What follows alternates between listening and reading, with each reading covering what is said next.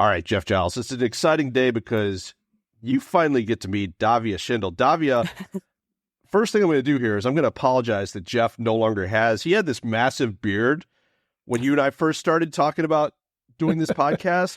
Really? So he no was longer that has far a massive beard. That long ago? Absolutely. So Wow. let me tell you how I met Davia. There's a story here, Jeff.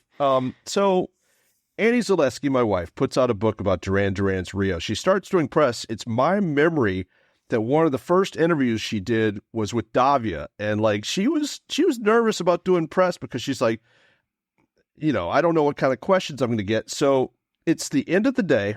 We're catching up on the events of the day. And Annie says to me, Davia was awesome. She plays bass. She asked really smart questions. And Annie says to me, you should talk to her for your podcast. So some amount of time passes. We get to meet Davia in Los Angeles, November of 2022, when Duran Duran's getting inducted into the Rock and Roll Hall of Fame. I have this 2-minute conversation with Davia in the hotel lobby where I just like barnstorm her with the idea of this podcast. Like, how can I summarize this poorly in 2 minutes or less? Somehow she agrees. Oh yeah, I'll totally talk to you guys. So about a year and a half later, here we are at long last. I mentioned all that because I actually related this in direct message on X, formerly known as Twitter, which we still call Twitter, to our friend Velvet Rebel Music, because yes. Velvet messaged me. He's like, dude, let's finally talk about this Jimmy Buffett album. And I said, man, I assure you, I am not putting you off. I said, let me give you a little example. I said, we're about to do an episode with somebody that I first started talking about doing this back in November of 2022. So I said, it's not really so much of a backlog as it is just, Jeff, let's just call it what it is. Poor planning. It's probably... It's jazz. It's jazz, man. That's our jazz. approach to booking the show. It's jazz. Jazz planning. I like that. Yeah. So, yeah. But Davia, before we get too far off the rails, Davia has a Substack called Zeitgeist Deterrent, which naturally, because the name lends itself to this, has morphed into a podcast. She has a new EP called Through the Deluge, which that's a title that, Jeff, you'll appreciate this. This made me immediately think of Before the Deluge by Jackson Browne. But yes. Davia, I love that when it comes to the song The Deluge, you were actually, it seems, drawing on several different experiences. And in the case of the trip you and your family take to Nevada, like it seems like something which made like a real impact on you. Like it just sounds like it was kind of a crazy moment in a trip that was otherwise probably pretty fabulous, but you just have this moment that like seems like it was pretty like mystifying, that like you realize you're witnessing something totally weird in that moment. And I love that a song came out of it, which is what happens with creative types like yourself. It's so true. Yeah. We were on our way back from Montana, which is where my grandmother used to live. And we often take road trips, every summer we would go see my grandmother. And this time we came back with my cousin, but we took the Nevada route, which when you're going back to San Francisco is more like a straight diagonal. And my dad was like, we're going to stay overnight in Jackpot. It's the first town, south of the Idaho-Nevada border. It's like literally you cross the border, you're in Jackpot, which is an apt name, for a place where you can gamble. And we stayed in this motel. And the second we walked in, we're like, oh, this place is bizarre. And people are at slot machines. And most of them were older, senior citizens. And it was like 2 a.m. because we'd been driving really long. And they were, you could just only hear slot machines. And all these people were staring at screens. Some were hooked up to oxygen tanks. Some were even smoking, which was like, this is going to trigger an explosion at some point. But yeah, it was bizarre and very dystopian. It was kind of like the first. So yeah, moments like that definitely inspire all of these songs, and I think the EP kind of is trying to capture these surreal moments that we've experienced over the past 5 years too, in a way. So I'm really cool. It's really cool that you touched on that. Great intro too, Matt. Thank you. It's so cool. It's one of my traditional filibusters, and then I let Jeff talk. That was you. That's nothing. That is not even a Matt filibuster. That's That's true. There's barely a bust.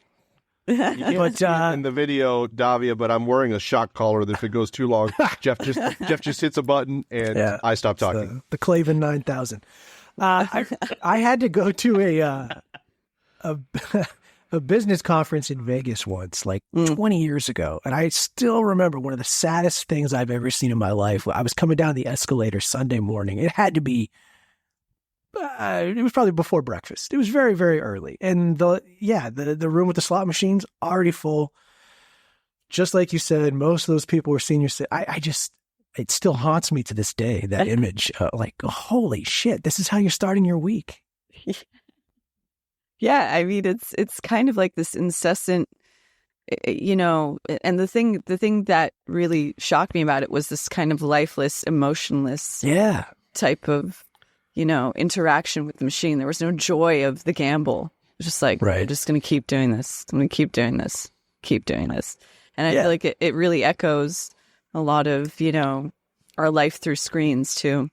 It's like the performance through that.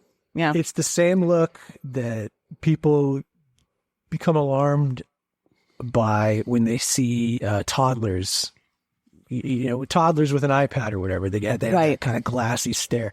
The difference is that the toddlers are not pissing away their Social Security checks or smoking while on oxygen. I think it's, to your point, it's much more dystopian to see that happening. Yeah, absolutely. Absolutely. I couldn't wait to see how you were going to connect senior citizens gambling with toddlers. I'm like, where the hell is this going? But like, I'm so glad. Life, it is the circle of life. But I'm so glad that like you further kind of like just went into like what Davia was talking about, because I mean, for the three of us here, like it sounds like we all had that moment, which seems like it's a moment for any of us that at a younger age or go into a casino. And I guess this can happen at any point, but like, I know that like, I think I was like, like a teenager or whatever, the first time that I found myself inside of a casino with my parents. And yeah, like you said, Davia, like you see these people that are on these oxygen machines, which I'm not sure that I'd ever seen anybody with an oxygen machine prior to that point. And then, yes, I hadn't even thought about this until you said it, but like seeing somebody smoking next to one of those oxygen machines, I knew enough about life at that point that I'm like, this is a bad idea. I immediately felt unsafe. So there's that. But then the other thing that happened, you can tell they feel lucky, right? Oh, yeah. Or, it's like, hey, if I blow up this place, like I'm 900 years old, what's the worst that's going to happen?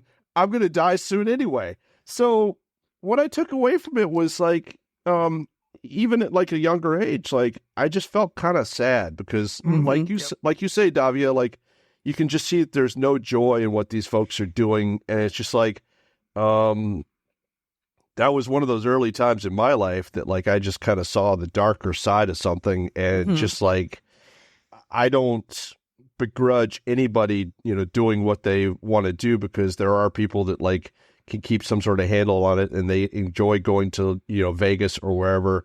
I'm talking carefully because Velvet Rebel being a Vegas resident, is stabbing the voodoo doll, the matte voodoo doll. Oh no. But I swear I'm going to take the right path on this. But so, there are people that, can control it and do find joy and have fun. And they love kind of just like playing the odds. And it's like they go in there with a set budget and sometimes they walk away winning money and other times they don't. And so that's awesome. Like if that's your thing, like everybody, some people like to jump out of airplanes. Like everybody has like what their version of thrill seeking is. I can tell you for me that I was in Milwaukee going to a casino show, and it was the very first casino show I'd ever gone to see. I had a buddy that was a ticket broker that had like leftover tickets for a bunch of shows that particular night that were all happening the same night. And he names off the shows that are in Milwaukee that night. And all of these are excellent shows that I would have loved to have seen. I think one of them was like the Dirty Dozen Brass Band. And he said, if I sell all these tickets, he's like, the show that I'm going to be at is Belinda Carlisle at the casino. Now, I'm a big Go-Go's fan, so I'm like, I'm like, this will be cool. And then there was the idea that I had never been to a casino as an adult. So I'm like, maybe I should try this gambling thing. So I walk in, whatever the machine is I walk up to, I have like $20. I immediately lose like $20 in like less than 5 minutes. I'm like, this is not fun. And then we ended up inside the casino at the actual Belinda Carlisle show.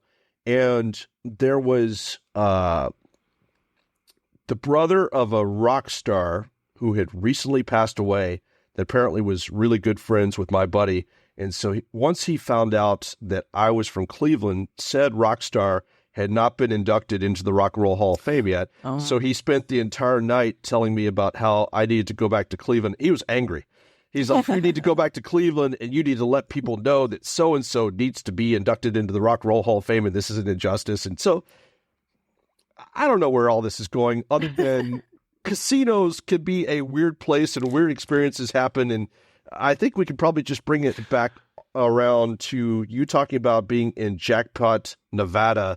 And I love the fact that a town like Jackpot lived up to everything that it should have being named Jackpot. It did not disappoint.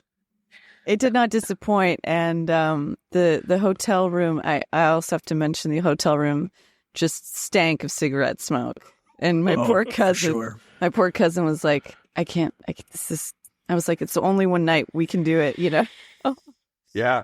But yeah, I think road trips, being out on the road has been a huge, huge influence for me. Traveling. Casinos, like airports, are liminal spaces, right? People kind of are living on a different type of behavior clock. So it's just interesting to observe all of that and, state to state, see the differences too. And I've been so lucky, for my family to do this because I've been able to see the West that way and really feel connected to it. But yeah, it's a crazy time. No hate on people and their kicks, I don't want Vegas to like block me from ever performing there. I'd love to perform there someday. It's a cool scene. I know that. But yeah. I like the idea that, like you said, that like these songs feel like to you that they kind of connect in a way to what we've just been through as people in the past 5 years. Like, when did you kind of realize that was, kind of, it was kind of all coagulating in that way?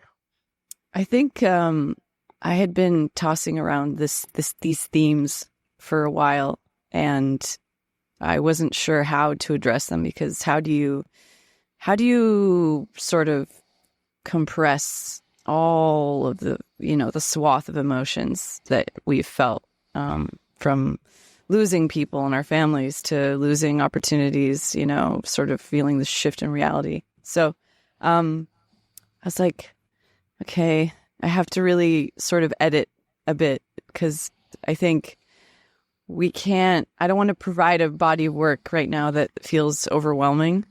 And I want to sort of just put it in there slowly but surely and sort of boil it down to, natural elements. So the EP kind of follows, through the deluge. Deluge is like a really heavy storm, right? So I'm thinking, okay, we're going to talk about heavy storm. We're going to talk about fog. We're going to talk about possibly, being in the desert, mirages, all, sort of allegorical themes to talk about the emotional storms we've been through. So, and especially on, songs like International Orange, which feel a little bit more like, okay, it's a little bit more nicer feel, right? There's still this kind of tossing aside of illusion. And then we go into Pretend, which is like insane and very multi-layered and very much like being in the middle of a mess. And then we go back to Worth the Time, which feels like a resolution. And I wanted, the EP to have sequencing to it because not everybody thinks about EPs as like having an order or sequence. But I think that's important, It's still a body of work. And we're already ramping up for the album. So that's very important for me, to have a really nice flow. even if the songs are up tempo or down tempo. So yeah. I mean, I wanted to address it because the album is going to be more so of an energy,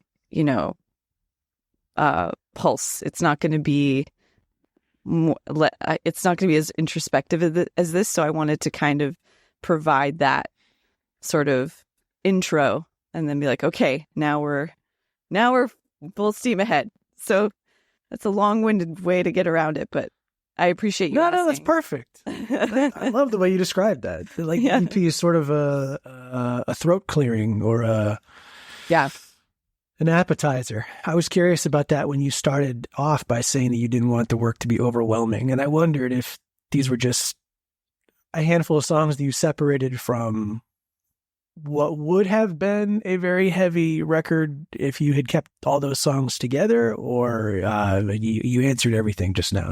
That's perfect. Yeah, exactly. That's it. Yeah. I didn't want it to be heavy. I didn't want it to be too emotional because we've all gone through it. And it's time to, I think you can really usher in a new era, personal era for yourself through your work if you create it somehow. And that's what I wanted to do. But I also wanted to, clear the decks and say, okay, it's been tough, but I want to also invite joy back into my life too. Hard sometimes. But but I'm really excited about the record, the album, because it's going to be very rock heavy, and that's been a huge part of the journey too in the past couple of years. Is what arrangements are we going to lean into heavily for the next year or so? Because a lot of my early work is mostly synthesizer based, and I think it really reflects the context in which I was making the music, which was, during a very stressful time where resources were limited and all this stuff. So I'm really craving this kind of organic, semi-organic, right? But more person-based music, which I think is rock and roll. So, I was having a conversation recently about how I think a lot of people need it. I think, rock, hard rock, all of this just kind of, it's an energy supplier. I mean, I don't feel drained after listening to rock. I feel motivated, and I wanted to do that. I wanted to work on music that could also hopefully do that for other people. But honestly, it's doing it for me as a creative person too. And it's just a return to myself because hard rock is like the first music I fell in love with, even as a kid. So it's kind of cool. Was it really? Yeah. Because I saw on your Substack recently, like that was one of the things that, like, as soon as it rolled over, when I saw like the title of that particular newsletter entry, I was like, all right. I'm like, I know she's got to be referencing, and so sure enough, like when I got into the thing, it's like, here's my, I believe, hard rock playlist. I was like, that rules, so I think that's one thing that's always like impressed me about you, is that you draw on like just such a variety of, you are the true music fan that like just likes all sorts of different things. And that's the way it should be, I think, is, some folks, like they grow up just like, hearing one thing, and as a result, that's really all they listen to. But it's just like, I don't think it'd be possible, you growing up there in San Francisco, which has like its own like kind of awesome melting pot thing happening anyway, just with the musical history, just generally, like, so I don't think it'd be possible for you to just grow up like not saying that because that's where Night Ranger is from. Oh, no, I see. That's not entirely. I don't know. I'm sorry. Subconsciously. Why are you apologizing? What are you saying? No, I don't have the connection for you, Matt. I'm so sorry. I don't have the phone number, but you already know that. Man.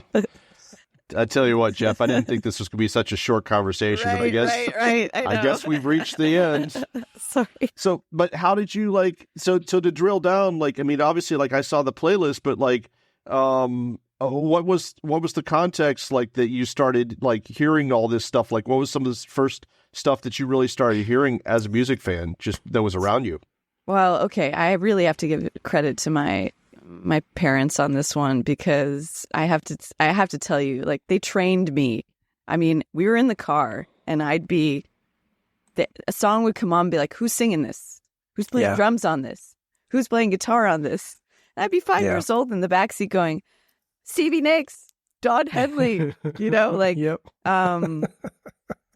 David Lee Roth. It's just so funny. I have memories like that of being in the back seat, and I didn't have faces to these names, barely. Or, we listened to a lot of Prince. It's crazy. They really infused their love of music into me. And I talked about on my podcast how my dad, he's a huge Zeppelin fan, huge, like massive. And it's really sad because he was going to see them live, but then Bonham passed away. He had tickets. Oh. Yeah, he was going to see the original lineup. And did you get to see the Page Plant tour eventually in the 90s at least, or? I don't know. He didn't. Oh, the first time he saw Robert Plant at Hardly Strictly. Okay. When he was out here in SF with Alison Krauss, and they got to the front, and he FaceTimed me while he was watching it. And my dad, it's really grainy, I can barely see it, but it was awesome. But yeah, just like you mentioned, my parents, what they were playing in the house definitely had a major impact on me. And, my dad would sit me down and we would watch, Purple Rain and Song Remains the Same and all these concert films. And I'm so glad my kids can't hear you say any. I'm so glad. I did that to them too, and I'm not sure they have taken the same lessons that you have. I wish that that was the case. But yes, I think a lot of parents do that. They quiz their kids on who's this. Yeah, totally. Yeah, totally. And then I think you never know, Jeff. They might come back around and it'll click. Be like, oh yeah, because I've had moments where, I'm listening to stuff I've written or, what I'm pulling from, and it's really important to set that groundwork. And obviously, as I went to high school, I started going to record stores a lot. It's funny. This is, not, I sound like I grew up in like the 80s, but I did. I mean, this She's is the time. lying to you. She grew up in the 80s. I did. Yeah. She was going to one of two record stores that were still left in the area. Yeah. I would go. I mean, after school, I was learning guitar at 15, and I would go after school to Rasputin, which doesn't exist anymore in downtown San Francisco. It's got like 5 levels. Place smelled like pizza, dust, and pot. It's just like the good, as all good record stores. Yeah. And I would honestly just scan through the stacks, and I discovered a lot of like newer artists there too, but I was also building like my older discography, so it's just huge reverence, for all of it. And obviously San Francisco, it's a very, very storied place for music, and especially rock. And the current scene right now is definitely going back into that. I don't think, people are really picking up on that yet. But hopefully soon. It takes a while for people to kind of start to notice the trend. But, Cream has been reinstated in Detroit. Maybe they'll start looking at us again. I don't know. It would be cool. What did you think of Song Remains the Same? How'd you process that? Yeah. I was about your age when I watched it. So yeah. As soon as you said that, I'm like, I got to get her thoughts on that. Well, it was kind of the first time I saw the band visually, so I listened to the records, and so I was pretty young when I first saw it, and then I just couldn't believe the power of everybody on stage, you know. Robert Plant is just this incredibly charismatic person, and I remember asking my dad, why is he wearing a shirt so small? You know, it's like I love that I had to ask him, you know, like, why is he doing? But there's all the footage that's not them on stage, just all the random footage. Like, how did you process that? Because I rented this from like a video store, and I was like going, you know, it's like midnight or whatever on a Friday night. I'm like, I'm completely sober, and I'm like, what is happening here? Yeah. I the druid stuff was really cool. I really liked, you know, all of that kind of mythic. I think that's a big appeal of it for me. It was like, oh, there's kind of some, you know, mythical narrative behind all of this. And, you know, as someone who grew up reading fantasy and sci-fi novels, it was kind of like, oh yeah, okay, interesting. And this kind of Lord of the Rings-esque, you know, journey that they're taking us on. And I love, you know, when Jimmy Page is like climbing the cliff and, you know, he looks back and, you know, he sees himself. And I think it kind of opened up this opportunity. Oh, you know, rock and roll, it can be mythic. It can be really wide and big, and can talk about, you know, kind of existential things too. So, and yeah, they were having fun too on stage. I think that's what really impacted me. I was like, these are people who obviously have practiced so much, because I was in awe of their virtuosity too, because they are virtuosos. And but also there was this romantic side to them, which I think really appealed to me. It wasn't just heavy all the time. And then you have the Rain song, which is it's my favorite Led Zeppelin song. And it's just so delicate. And I love that contrast that they were able to play into both those arenas, you know? So yeah, it blew the top of my head off, just like how watching Purple Rain did, you know? And my dad grew up in Minneapolis, so we know a lot. Like, Minneapolis holds high esteem, like all the Minneapolis bands and all that. But yeah, concert films, they're great. They're great. And I still obsessively watch them. So, but yeah, what about you guys? What was I'm turning it back. I have a bad feeling. I got to find this out. I have a bad feeling. Jeff, have you ever watched Song of Rain's the Same? No. Oh, come on. Jeff! No. When I was growing up, that film had the most horrible reputation. So no, I have never. I saw the only Zeppelin concert movie I've seen is the what was it? O2 Celebration Day. I guess so. Doesn't count. Doesn't count. It feels like that might have actually really happened. You're missing out. You're missing out, Jeff. Oh yeah, man. Okay. It's okay. It's okay.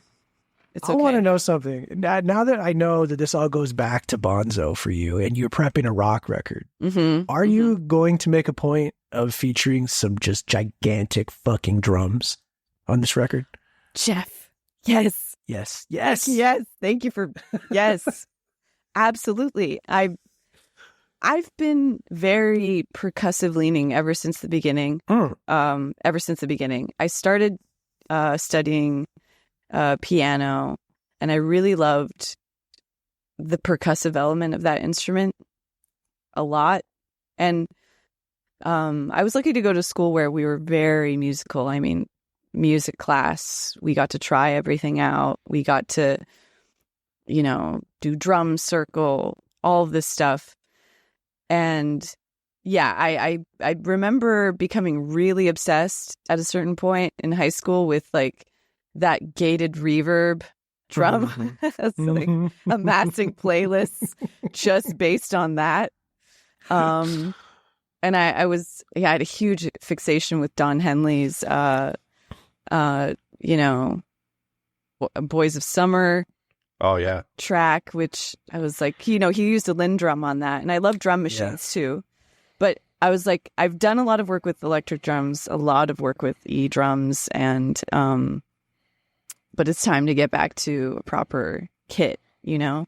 So yeah, the drums are gonna be heavy. The drums are gonna be heavy, as hell. That's a huge incentive for me, and a huge reason why the album is going to be more rock, because I want to feel it. I want to feel it. I want people to feel it. Yeah. But thank you for asking that, Jeff. Yeah. I got one more for you. I got one more for you. I got to know. I'll pass this over to you in a second, but I got to know, do you have that gated reverb playlist that you can share with us? Can you? I do. That's a great question. All right. I do. Back to you, Jeff. I also I have a snare that hits playlist too. Yes. Oh, this is both. You're going to. Okay. We do. Okay. The other question that I wanted to ask was specifically about Philip Greenleaf, because in addition to big ass drums, which we don't hear enough of, there's a really, I think, a really heavy movement toward trying to recapture the sounds of the 80s and early 90s right now. But a lot of that doesn't come with live drums, which sucks. The other component to your music, which I just touched on, is sax, which I also think we don't get enough of, but it's a really big part of your sound. And I know that you and Philip have a very long-standing, tight relationship, but I guess I'm just wondering, what was the impetus to incorporate sax to such a significant degree in your music? Well, I gotta talk about Philip a bit, because I was 15. I was pretty shy, kept to myself in high school, but I had a huge interest in music, and I was learning guitar, and somehow he observed me in these classes and was like, I want you to sing with the orchestra on the school concert that's coming up. I was like, what? What? And this is crazy. He assigned me to sing Teardrop by Massive Attack. And I was like, oh man, okay. And I'll tell you, my performance was not stunning. I can say that now. It's a very tough song to sing. And, we had our school orchestra playing it. It's a very sort of esoteric song. And if you don't get the balance right, it just sounds... It's a cool choice, though. Yeah, deflated. But he chose... That was the beginning of our mentorship. I mean, he really started mentoring me from that point. And he noticed that I was writing original music, and I was doing all these school projects that were music-based. And he was like, great. And then I was like, you should play some sax on this. It would be cool. So I wrote a sax arrangement for him. And he started playing with me, and he taught me about arrangement and, pacing and all of that. So fast forward to now, or like within the past couple of years, and Dream of 1988, I wrote that song, and I was like, God, this would be great with sax, because I wanted it to be... I was listening to a lot of Roxy music at the time. I think Avalon was my most played album of 2020 and 2021.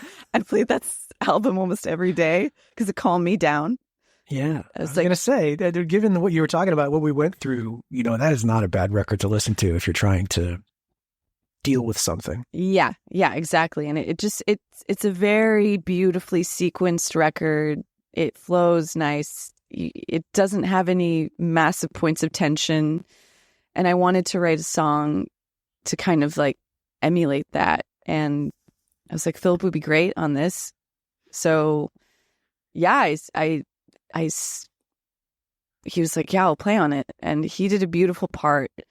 And that was kind of the beginning of, incorporating the sax in the arrangements, because sax has this kind of, this soul feeling that is almost a little bit higher than a voice. The voice does really wake our ear up, but sax it's got a cathartic feeling to it, and I wanted it to incorporate him. And he works in so many different genres. He's from experimental to traditional jazz, and so I wanted to honor his mentorship too, because I don't think I would have honestly invested so much into myself had he not given me a little bit of a spotlight, because I'm my peers, we were just, playing covers and stuff.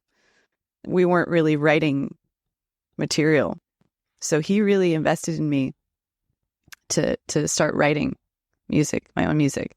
So I wanted to pass the torch back and collaborate with him. And then we did Poison Antidote, which is like a more jazzy, funky, miss you type of vibe.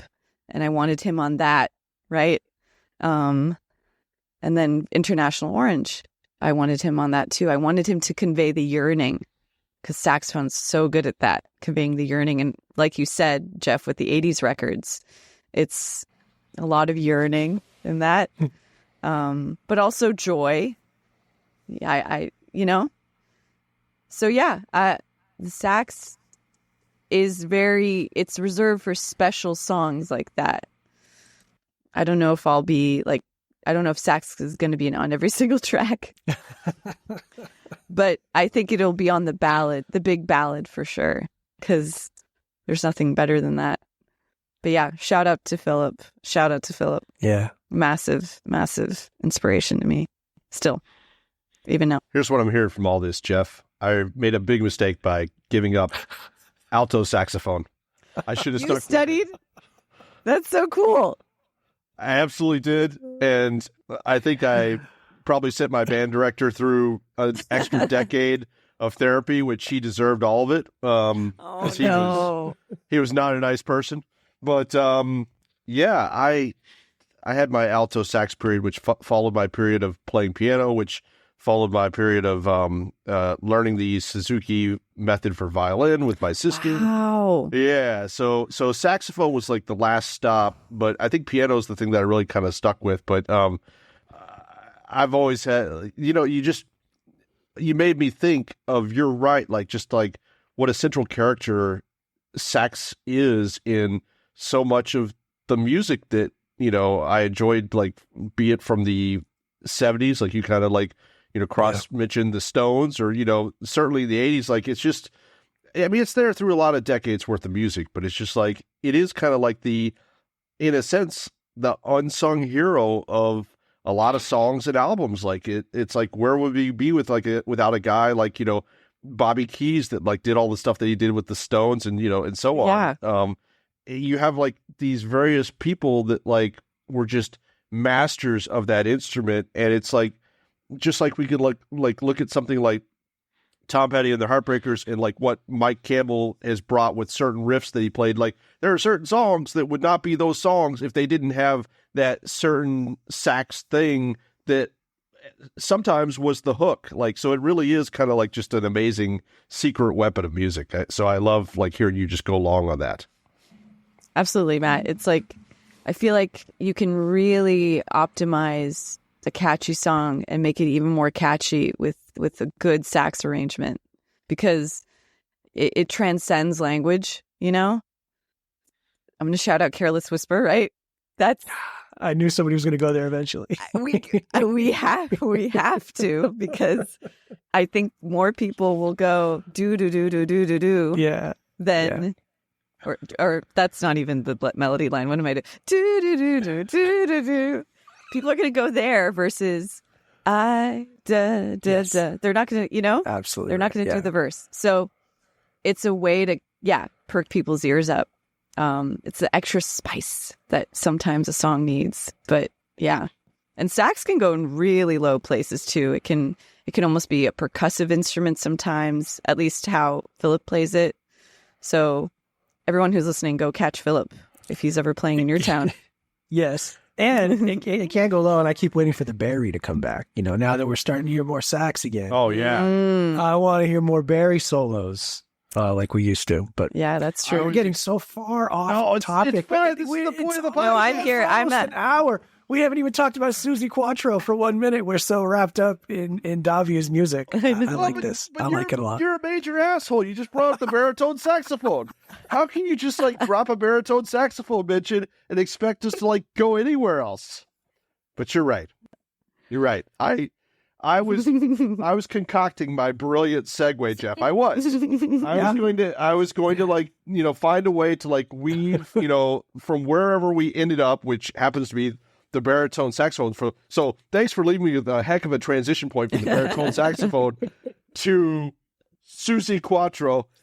I don't even with my like 6 degrees of Suzi Quatro, I don't know that I can make that transition. But I know, since we have the master of all things, she's made so many connections already. I'm confident that Davia is going to take us from the baritone saxophone to Suzi Quatro. I'll give her some time to think about that. We're going to start. We're going to start with an easy one. What is your Suzi Quatro origin story? How do you find your way to Suzi? Okay. Yeah, because honestly, it feels fated. It feels like kismet. But the first time I heard about Suzi, funny enough, and I'm sure a lot of people probably agree with me, I was reading about the Runaways, high school, Joan Jett, because I was listening to them, and I noticed that Joan Jett was really influenced by Suzi. I was like, okay, cool, Suzi. And I listened to her a little bit, and then I kind of, didn't feel the impact, didn't feel the punch yet. Then, about 4 years ago, I was learning bass, which changed my life. I can truly say that instrument changed my life.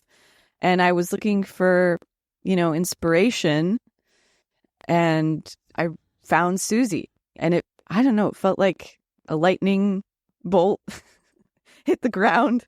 I was like, not only is she an amazing bassist, but she's like a proto hard rock god. I'm putting it in a gender neutral term because I feel like terms of truth, Davia, terms of truth. Yeah. And I was like watching these videos of her, and I was like, feels like, a seed that was planted, and, you see echoes of her, down the line. And I could not believe how we weren't talking about her enough, how I hadn't seen her posters up at Amoeba, how people, weren't talking about her.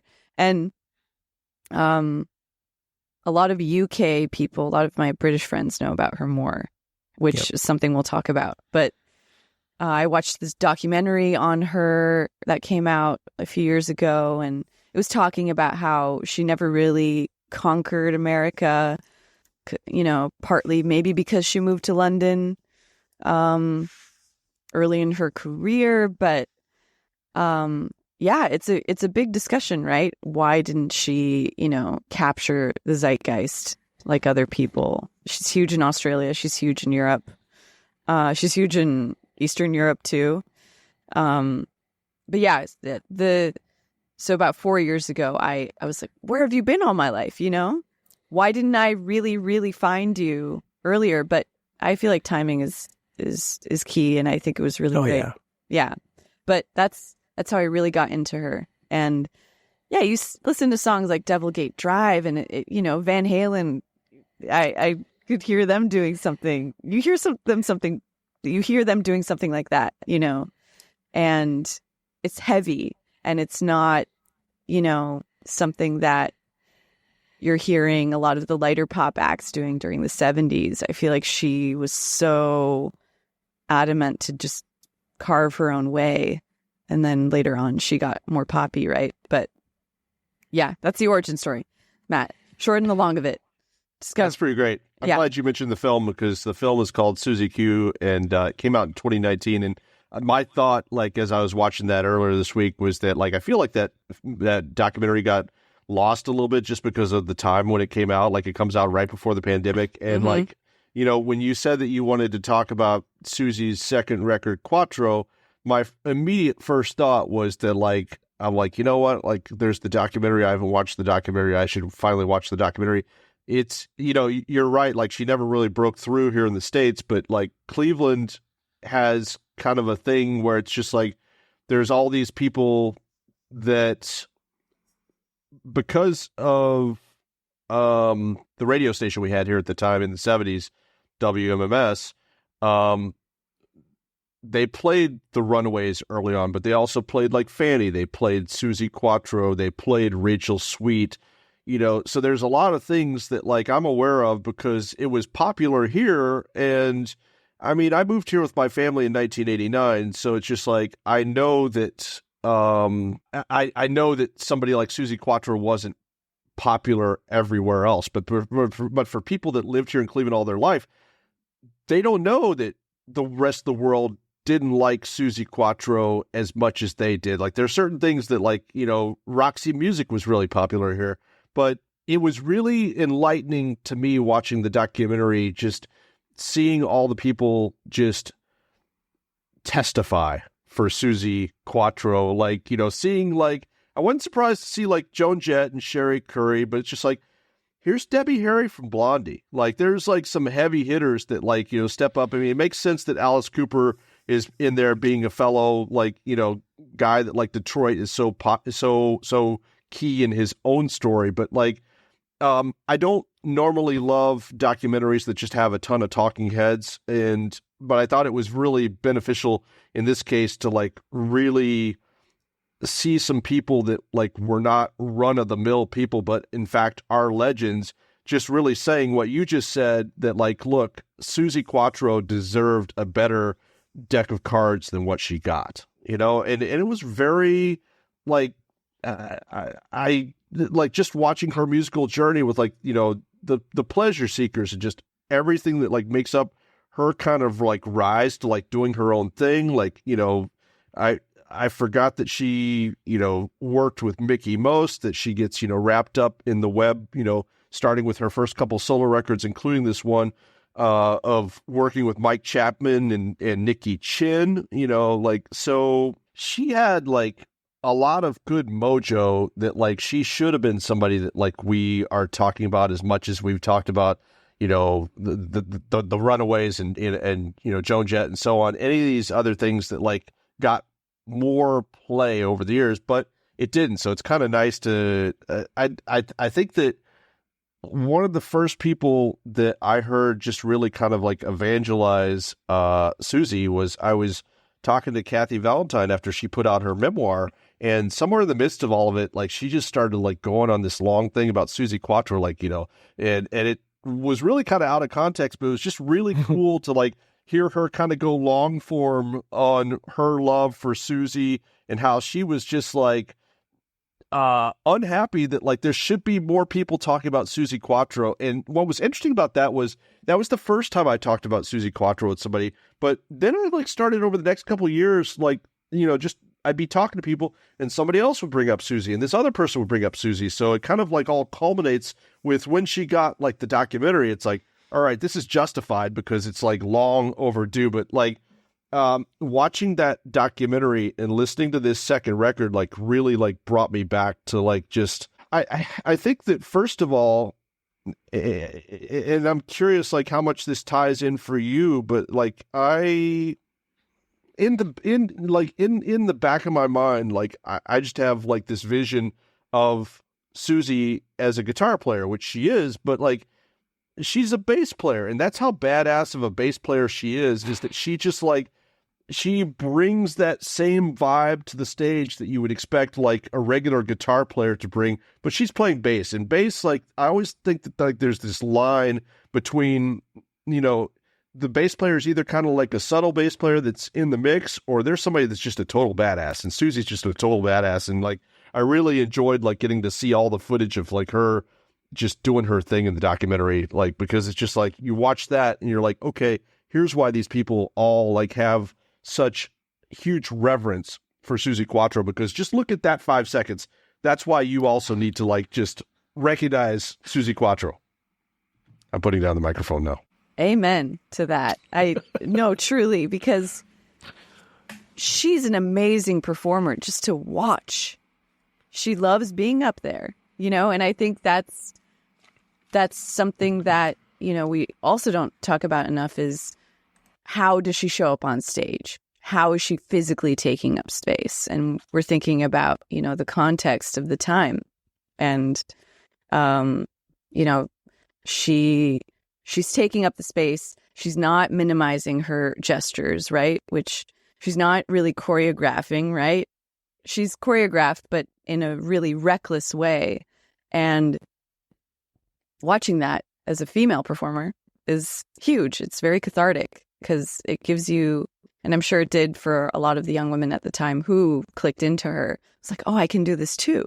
And it's cool that you mentioned Kathy Valentine because I read her memoir, when it came out, and it was really cool to see how she gave Suzi her flowers. I think Suzi's there for the people who need her, right? And it's great that, in the documentary at least, people are, they're coming out and they're talking about how she influenced them. But again, it's that evasive question of why she wasn't a bigger star, because she was so magnetic and she was sensual and exciting to watch and funny. But,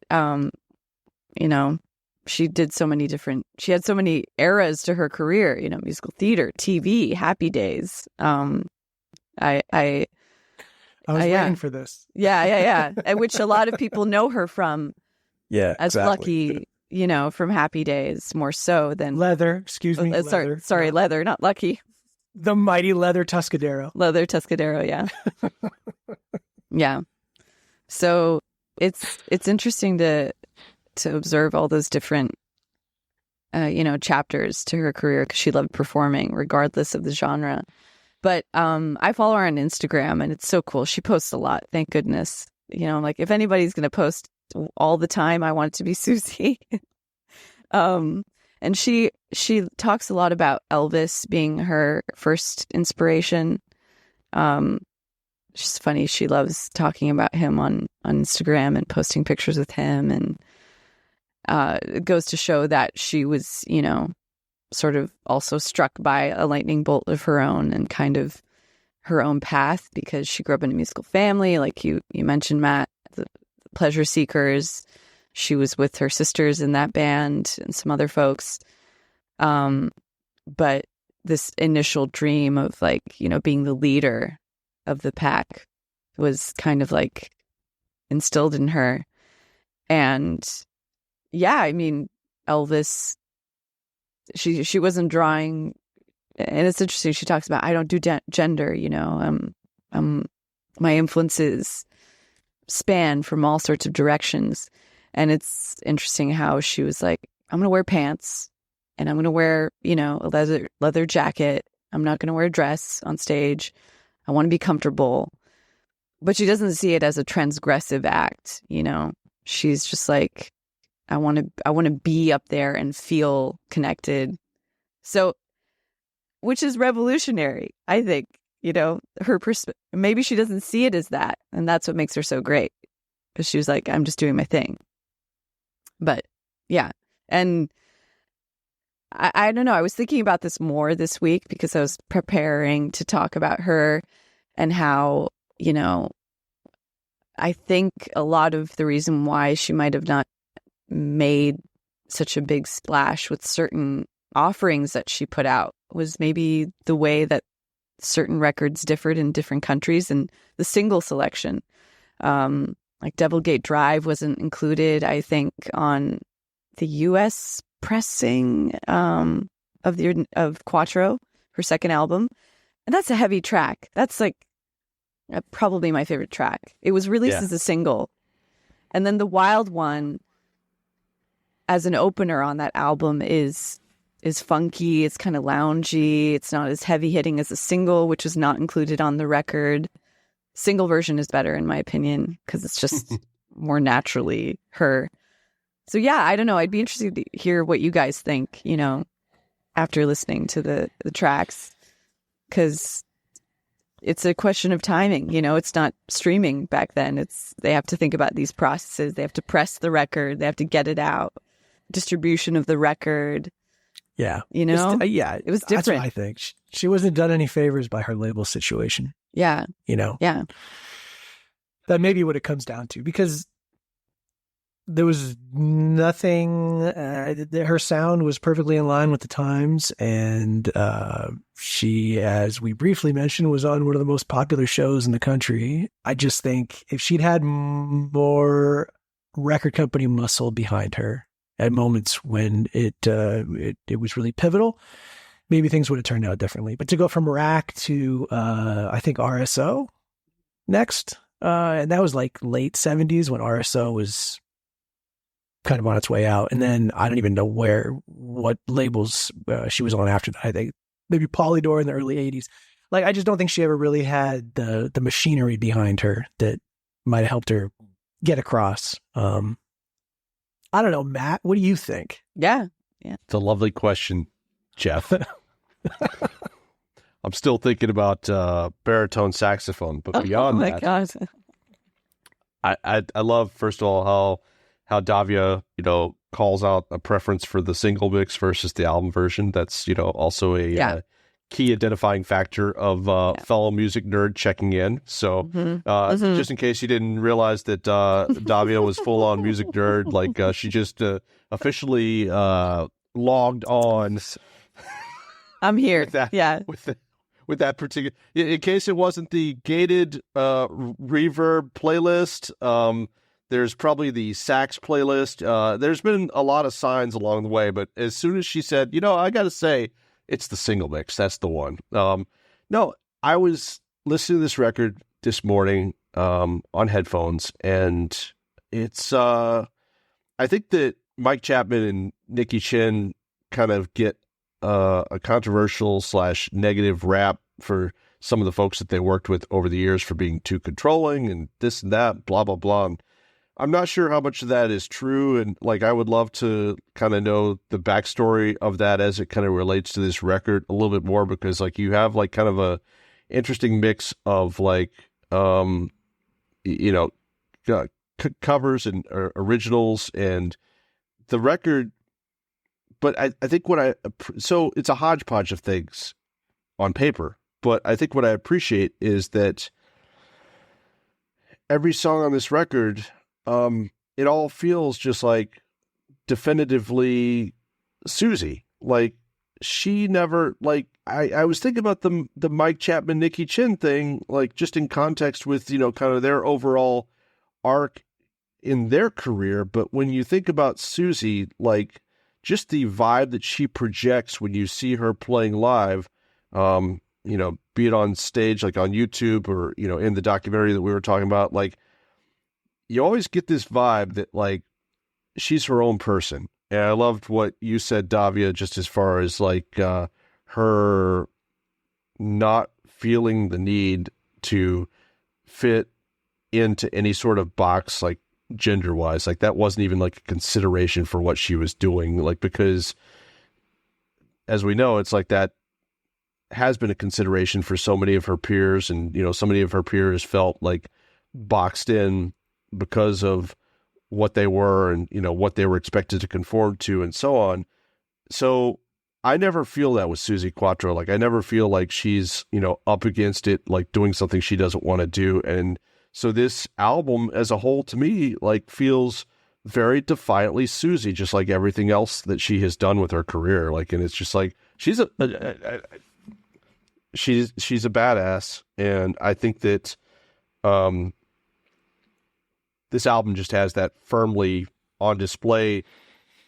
So I'm curious, you being a musician and a songwriter, if we look at this record versus her initial kind of solo debut, what's the progression that you hear? Do you feel she really kind of broke down some walls with this record compared to where she was with the previous thing, and where she goes after this? What do you think this kind of represents now that as you say, there was a time that we didn't have streaming and all that kind of stuff, so it's just you kind of just had to consider it piece by piece. But since we're looking at it from the 10,000 foot view, where it's we do know the whole of everything that she's done discography wise, what do you think it is that this kind of unlocks for Suzi? Well, I think in the first offering, she's definitely, the sonic offering is a little bit more consistent. Here, we're hearing a lot of range. Like, it gets funky on some of these tracks. And she opens it with, I would say, like a funk lounge song. It's not hard rock. It's not classic rock and roll, which is an interesting choice for me per se. And then you hear songs like Cat's Eyes on this record, which it's a beautiful ballad about making your own way and a little more pensive, right? And she wrote that song with her future husband, Len. They weren't married at the time. Len Tucky, right? Guitarist. Yep. And yeah, so she's providing a little bit more insight into her inner, emotional world. But again, like you hear in the lyrics, Wild One, it's kind of like a thesis statement. She's like, I'm a red hot fox, like she's putting that out there. She's not being afraid of being proud of where she is, proud of her career, proud of, standing out. And I think that awareness of the moment is something that we're hearing on the second record, the second offering. And she's I think we're capturing her in a moment where she really feels like, part of a community. I can only imagine how fun it would have been to be in London at that time when glam rock is just like, Mark Bolan, which I hear a lot of like T-Rex-esque, arrangement on this record. Totally. Which I love, it's great, especially on Savage Silk. Like there's some really cool flangey stuff going on with her vocals. And I think she's experimenting a little bit more on this one. She's having fun. She's definitely in that climate of people experimenting with a little bit of synthesizers, of production elements. And so but then like also this intensity, right? On Devilgate Drive, which, is mixed beautifully. I'm like, God, can I just download that, preset? It's analog, but I just, I want to put it on something. But yeah, I think, her vocals, I just want to talk about her vocals too, a little bit. Her screaming technique, I think, I'm going to be doing that a little bit too on the album. I'm like, how do I do this so I can sustain it if we're going to be performing this live? Because, screaming is something, it's so great to hear, right? Yeah. Good screamers. I'm not talking about screamo. That's a whole different genre, but that requires different stamina. But, she's putting that vocal fry in her vocals. And it's stuff you hear. It's funny. I've been listening to a lot to the Pyromania reissue because it came out. So cool to hear all the B-sides and stuff. And Pyromania by Def Leppard, for those who don't know. And hearing Joe Elliott's vocals on that album and then listening to this, I'm like, I'm hearing, a parallel. I know he might not cite her as an influence, but it's kind of cool to hear that echoing, into the future, almost 10 years later, of this kind of intense, sustained tension in the voice. So again, her offering feels proto. It feels like it's the root of something. And that's much more of like a, looking into the past. But yeah, she just blows me out of the water. Everything I listen to her, I'm like, why isn't this being studied? And she's not in the Rock and Roll Hall of Fame yet, by the way, just to let you know. I am happy to let you know because I just did a quick Google because Annie would tell you every time that either of us talk to Joe Elliott, like whatever it is that he's promoting. Yeah. But he will then instead spend about an hour talking about his record collection and whatever he's like listening to at the moment. That's so great. I just know how deep he goes. So I'm like, I know that surely Joe was a Suzi Quatro fan. So I just did a Google for Def Leppard. I'm sorry, for Joe Elliott, Suzi Quatro. And that brought up a few different things. One of which was a playlist from his UK radio show from 2021 where in the set was Can the Can by Suzi Quatro. So I'm fairly certain that if I were to ask Joe about Suzi, he could give me at least 10 minutes talking about Suzi. So it's a shame that we don't have him here right now, but we'll file that away. And you can bet that like Joe being in the Rock and Roll Hall of Fame probably is using some part of his membership to campaign for, Suzi. He's one of those guys that he has a long list, but I bet Suzi's somewhere on that list. And you're right. Like I can totally, I hadn't considered that, but I can hear that. Like I can hear that influence. It's there. Yeah. It totally is. It's so cool that you brought that up. And it's cool that, cause I feel like if you're a young British person, and I've known this about talking about this with other people, if it's the glam scene, you're just consuming everything. So, and that's something really cool about the music culture of the 70s in the UK, especially. I love hearing how everybody was like, that was just such a social activity to like go and amass the collection, go talk about it. You listen to everything. But yeah, that's cool that I feel like I knew that Joe had to have some influence from her. Well, what the hell go back to? It's so cool, though, that it's real. I'll go back to which like is they all talk about how like they're like, you Americans, like you have all these radio stations. They're like, we had the BBC, and so it's just like by default, if the BBC was playing, Suzi Quatro or whoever, it's like they were listening to the radio and they heard it. So it's amazing how much common ground you can find with like all these British folks that like basically they, if they're fans, that's why, because it was all coming through the same channel and they were all, receiving the same kind of like specifically programmed thing. And it's interesting because when I was listening to your own music, like I feel like I can definitely hear the Suzi filtering through, like like it's like that vibe is there. And it's always interesting to me, like when we talk to folks here and they pick a particular album, like it's just like it's rarely do we have somebody on that whatever the album is that they pick, that I don't ultimately hear some bit of that in their music. And sometimes it's really strong and sometimes it's just like a slight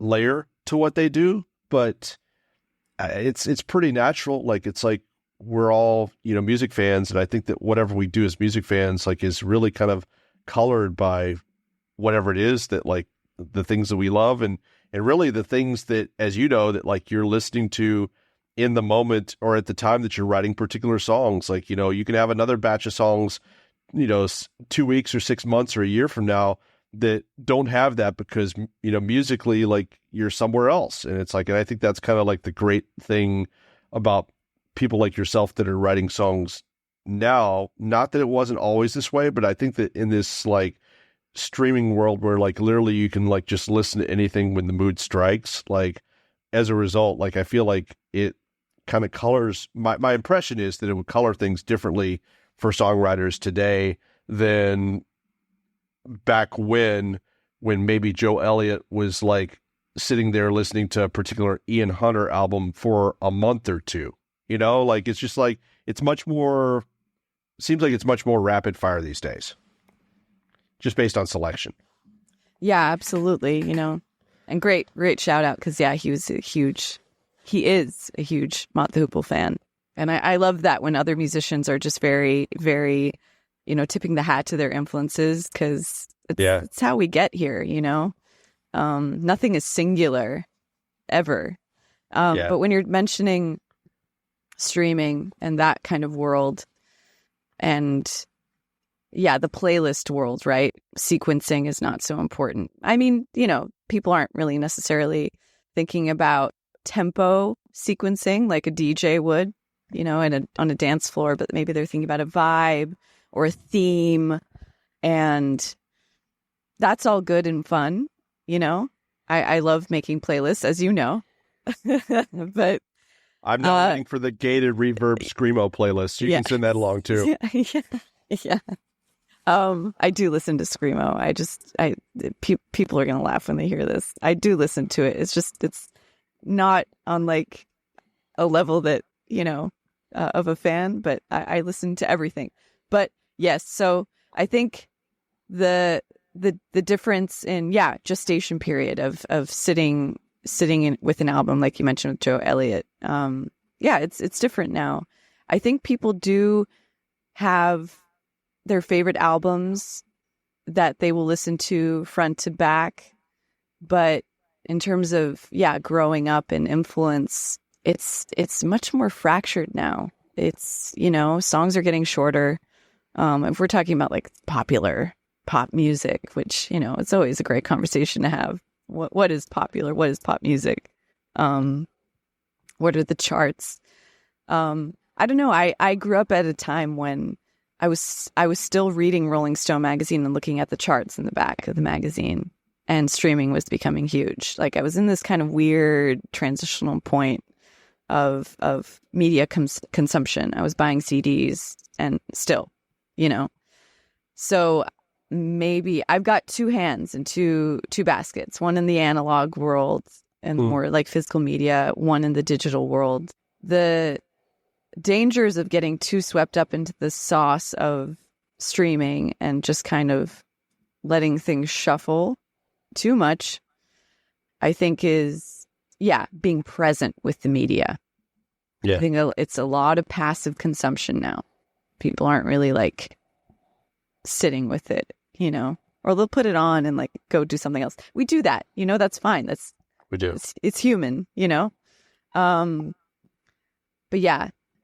that's the beauty of analog media. You really have to physically put it in, let it play. I collect records. Engage with it.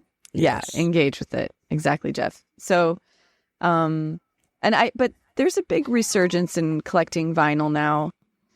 CDs, I think, are going to become the next big thing, which is so funny to me because, the first thing I bought with my own money was a CD, So now it's what was it? What'd you buy? Oh, this is so random, but I mean, I bought a lot of movie soundtracks when I was young. So the first... So what was the first one? Yeah. The first one was the Lemony Snicket Series of Unfortunate Events by Thomas Newman. Because he's a cool guy. I mean, I recently got into his, like, The Player, the movie, the Robert Altman movie, The Player. Yeah. Great soundtrack on that. But yeah, I wanted to kind of dive into it. But honestly, shout out to my dad again. There used to be a Tower Records on Columbus Avenue here in San Francisco, and the first record buying experience I had was with him. And I think the one I remember clearly was buying Musicology by Prince when it came out.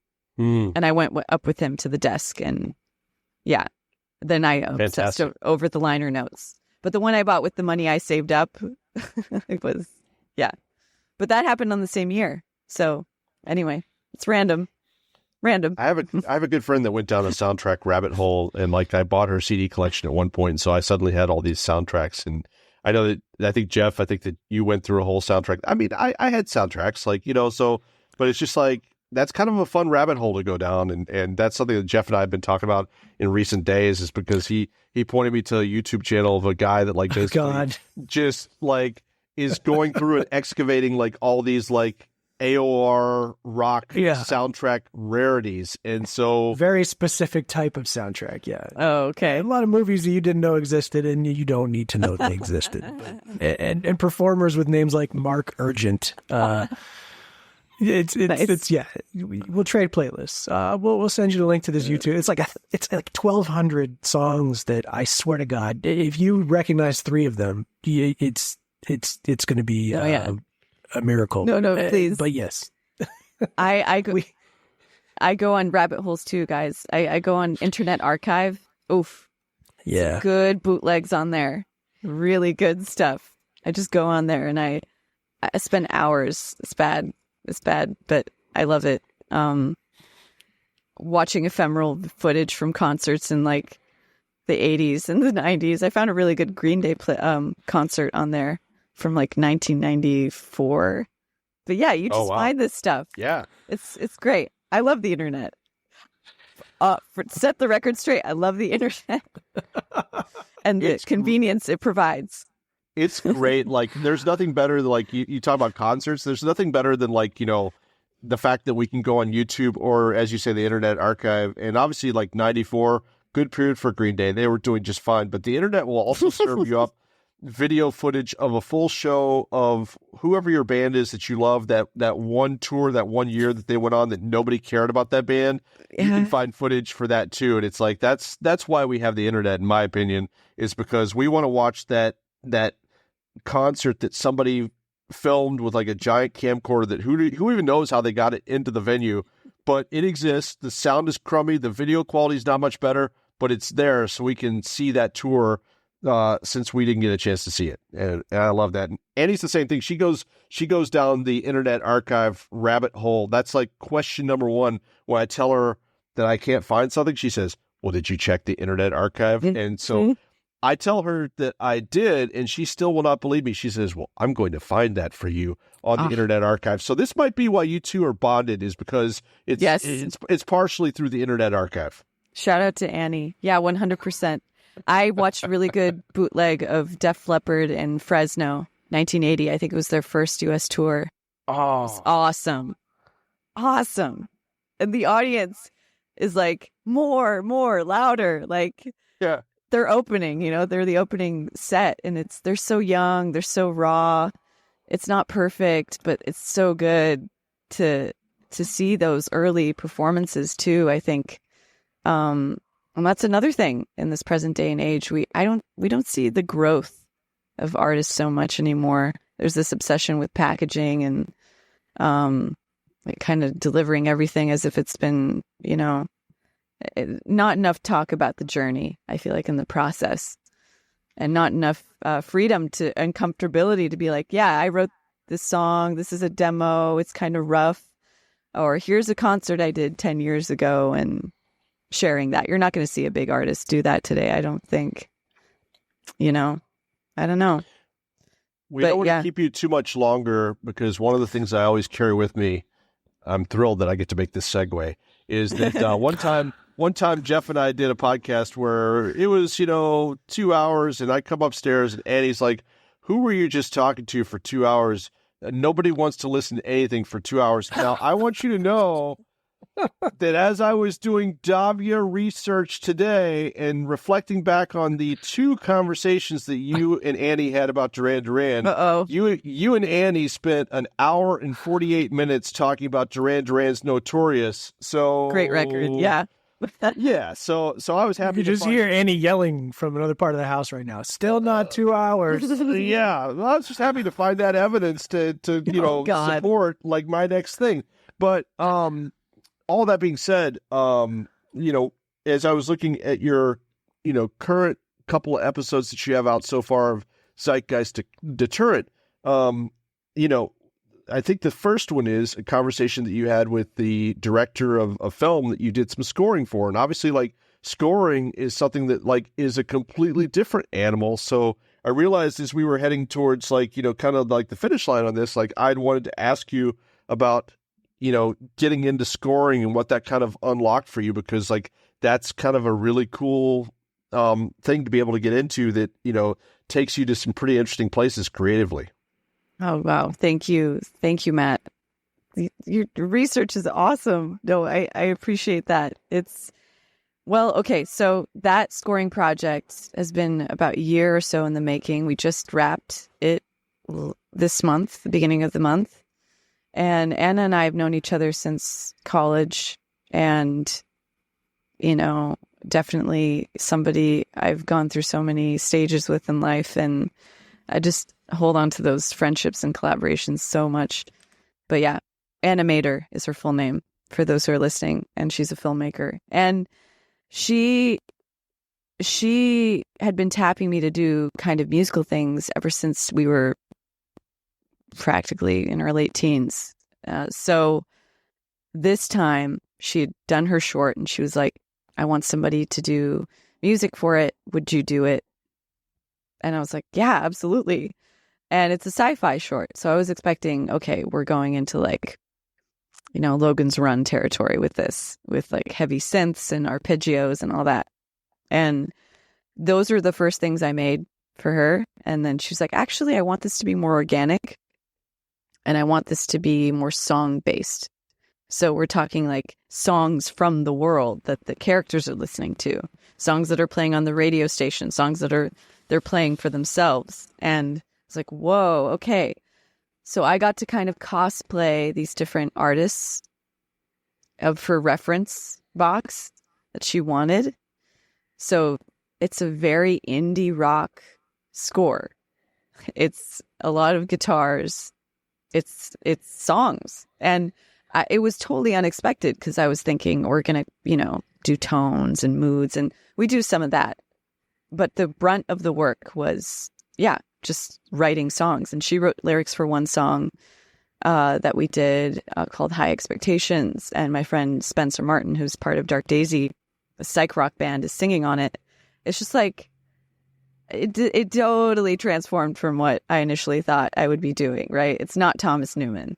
It's like totally different. So we kind of wrote an EP for this film, and it's going to be released later this year.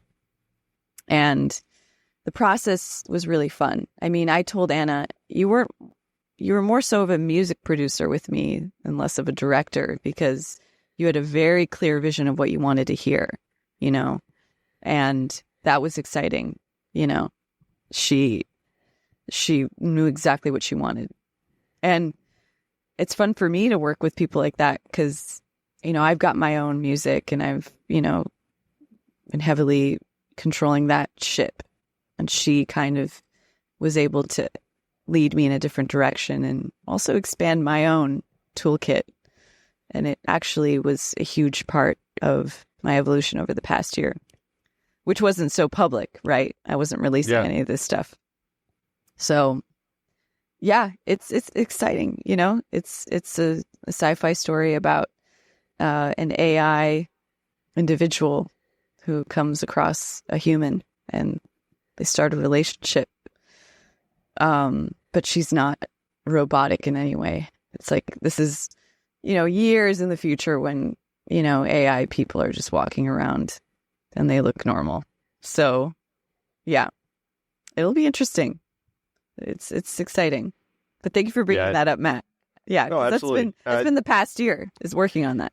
So, well, that's what's kind of fun too, is like, that's kind of like in the background of like whatever, as you say, like is public facing it, but it's just like, it's this stuff that kind of like inevitably, like, really kind of like, colors what you end up doing with your own thing. Like, and it's and that can be positive or negative, but we speak with a lot of people that like, that if they do that kind of thing, it's like, it ultimately does kind of like, just kind of give you some cool, like, context that you walk away with, that like, just the way you did something for that thing, like ultimately you're like, oh, maybe I should take that thing and like put this into like one of my songs, like just the instrumentation that you used or whatever. So I'm always fascinated to like talk to folks like yourself and find out like what it unlocked for them, like as they were in the midst of it. So yeah, it definitely brought me back to guitar and rock in a way that I hadn't really been thinking about.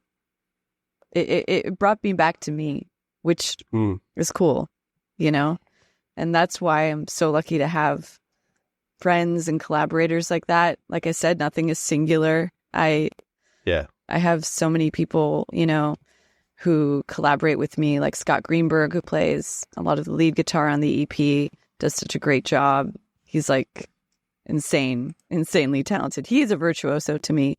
And then, Kristen Heritage, she does some backing vocals on International Orange. And we mentioned Philip.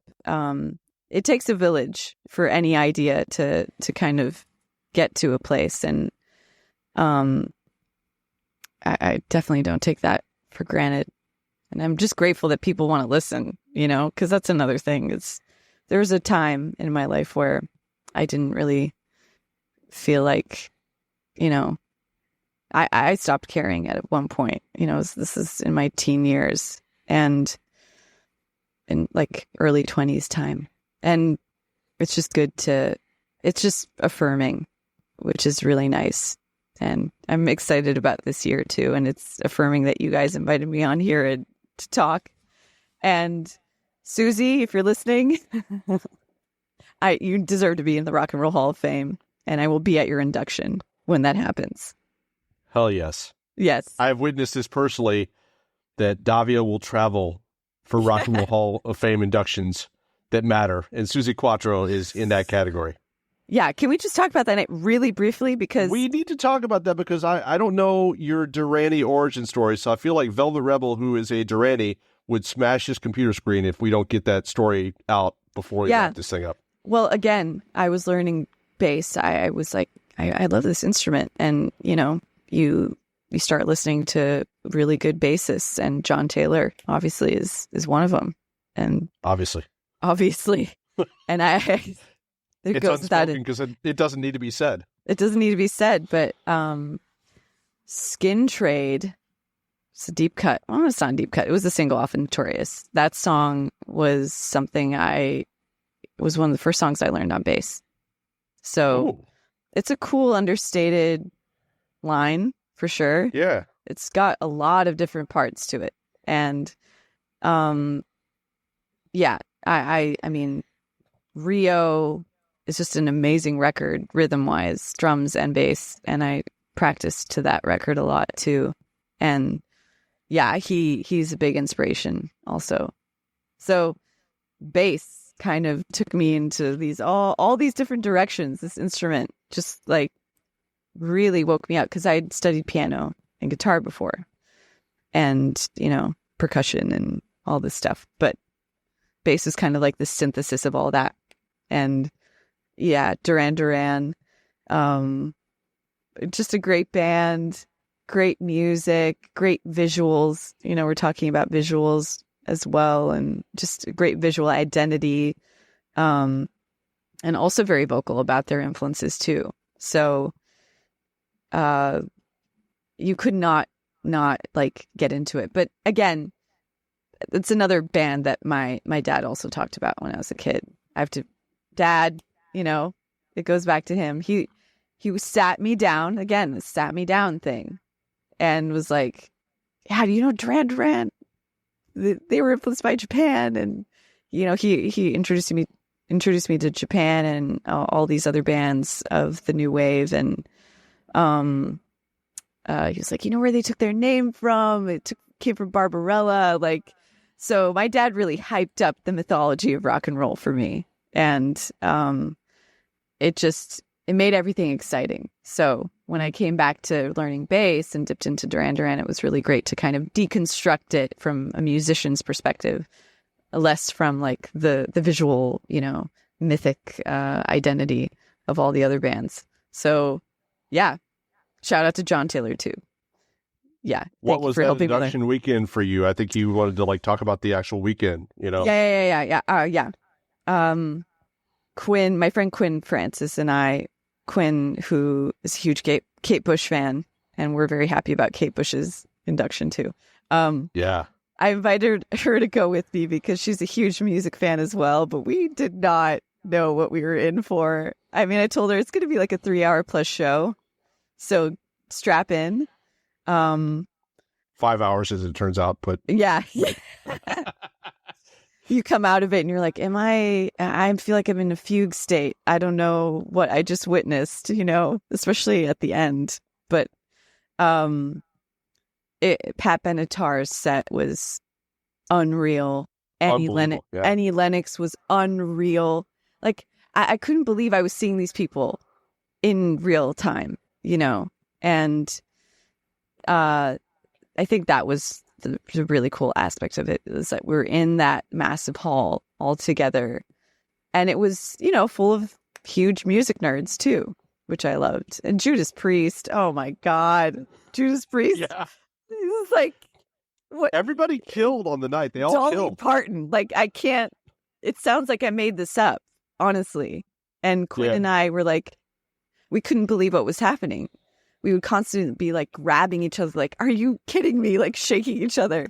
But all in all, it's fun to see the different, genres of artists walking together and kind of giving each other love and giving each other flowers. And yeah, when you're a huge, massive music fan, like Quinn and I were, or are still, it was just super fun to be in there and surreal also. And to see also another thing I have to mention is just seeing these artists who've been working for 30, 40 years, still touring. Huge inspiration to me too, because it's, you can see they still have fun performing, and longevity is a big goal of mine too. Hopefully the instrument holds up, right? So, knocking on wood. But yeah, I loved every minute of it. It was an insane night. What about you, Matt? I know Annie and I texted afterwards and we're just like all caps texts and just freaking out about it. But yeah, I'm sure it was really fun for you guys too. You detailed the experience almost like completely perfectly, like, as they say, no notes, like, because like it was just one moment after another. And of course, the way it is now, like now that we're heading towards a couple years after, like as you're mentioning all these people, it's like, oh, right. Like, Pat Benatar, Judas Priest, definitely stuck in my brain. But like a major thing outside of Duran Duran was getting the chance to see Eurythmics live. Like that was just unbelievable. So it's just like, it was just a night that was just one moment after another into the next that I think that as long as they've been selling tickets to the public to attend these things, we've been going. So it's like we've seen years that are like really great, and then we've seen years that are just okay. And I want to clarify the 5-hour thing, like every year, I think there's this idea that you look at who's being inducted and you're like, it's probably going to be 3 hours, 4 hours, and it's 5 or it's 6. So it's just like, you always kind of tell yourself this little lie going in that like, it's going to be this length. And then the reality is like, then you can tack on like an hour or so to whatever the actual running time is that you had in your head. But this particular year, the 2022 inductions were just unbelievable. I hadn't been to Los Angeles in like 20 years or something like that. And I'm not a huge fan of like long plane rides. Jeff would say I'm not a huge fan of leaving my house. That's probably true in some form. For the obviously, Annie and I both being massive Duran Duran fans, there's no way we were going to miss, being able to attend that. So it lived up on every level. Of course, like the stuff that, we found out was going on with Andy Taylor, like, that was like a whole range of emotions because it's like Andy was supposed to be there. Duran Duran takes the stage. Andy's not there. So you're there in the audience in real time going, what's happening? Where's Andy? And, so even just that, like one little sliver of the night was like kind of quite an emotional roller coaster to go through.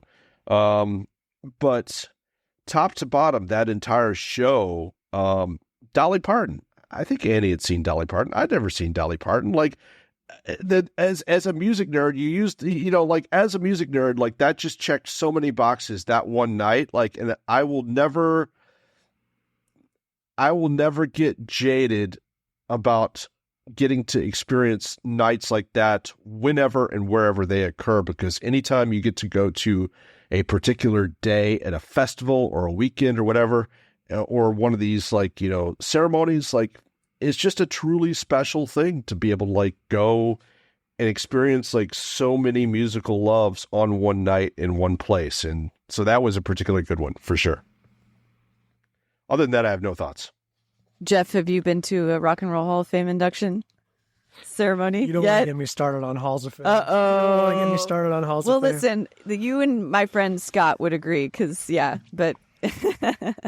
Yeah, the whole discourse around who got snubbed and all that bullshit, I can't stand it. And I also think that if you have been able to pay your bills with art, then you've already won. And if you had the type of career that lends itself to people advocating for you to be in a Hall of Fame, then you have definitely won. So, True. Not taking anything away from the experience of being in a building with all those brilliant musicians, but my position is death to all Halls of Fame. Matt knows this. I've been saying it for a long time. I always, if I'm going to talk about the Hall of Fame, I always preface it with like, first of all, I'm going to preface this by saying death to all Halls of Fame. and then I continue with whatever I wanted to say to Jeff. So I found my way to work through it. That's the sign of a great friendship right there. Yeah. We're there. Yeah. Davia, so where's the best place that you usually point people to like find out about everything that you have going on at any given moment? Oh, well, I would say subscribe to the Substack, Zeitgeist. Good answer.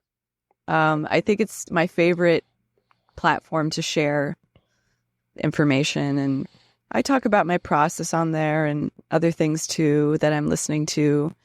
And it's been a nice kind of public facing diary for me in the past few months as of late. And it's going to be exciting because June, there's some stuff happening. There's Pretend is going to be released as a single with a heavier arrangement. So I think that song kind of came out of left. A single mix. The single mix returns to the conversation. I know, right? Yeah. Suzi and I share that, but hopefully this will be the stronger one. But yeah, the journey is changing really quickly. I have to say, I'm very grateful. It's been an interesting few years, and I'm excited to share what's coming. So subscribe to the Substack if you want to hear more, because it's going to be on there. Are there more podcast episodes coming? Yeah, there are. There Awesome. are with my friend Justin Melton. He's a musician as well. We're going to be talking about his single, and we talk about creative process on the Substack. That's the kind of the main thing, and you guys dipped into it so well today too. It's like, there's so many different layers to how something gets made. So that's kind of what we dip into also. But yeah. Yeah. I'm a fan of the Substack, and I really love the way the podcast is put together. Like it's, so I don't know. That's my short.